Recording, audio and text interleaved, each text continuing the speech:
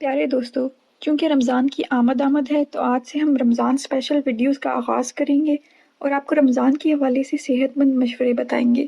تو آئیے شروع کرتے ہیں۔ آج میں آپ کو بتاؤں گی کہ سحری میں کیا کھانا چاہیے۔ سب سے پہلی بات یہ کہ سحری ضرور کریں۔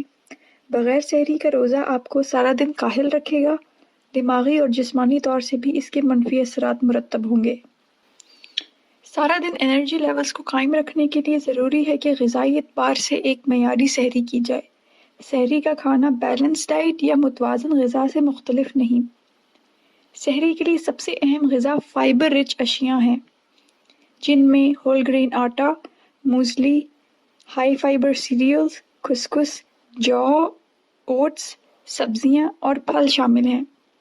فائبر رچ غذا دیر تک جسم کو توانائی فراہم کرتی ہے، جس سے بھوک بھی کم لگتی ہے اور خون میں شوگر کی سطح بھی مستحکم رہتی ہے۔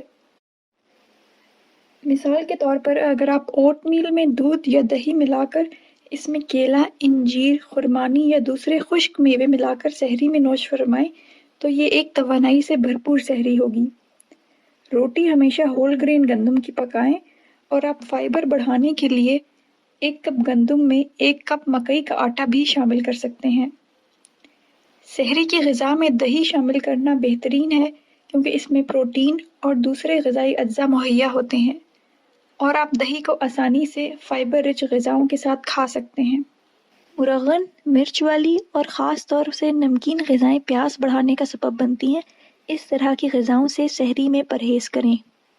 سحری کے دوران کیفین والے مشروبات سے پرہیز کریں۔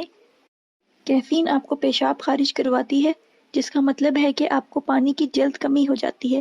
کوشش کریں کہ رمضان سے پہلے ہی کیفین والے مشروبات کا استعمال کم کر دیں تاکہ آپ کو رمضان میں سر درد یا دوسرے کیفین ویڈرول سمپٹمز کی شکایت نہ ہو۔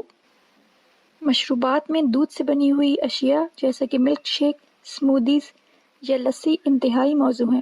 اس سے ہائیڈریشن دیر تک رہتی ہے اور کیلشیم اور وائٹامنز جیسے غذائی اجزاء بھی میسر ہوتے ہیں۔ انڈا پروٹین حاصل کرنے کا بہترین ذریعہ ہے۔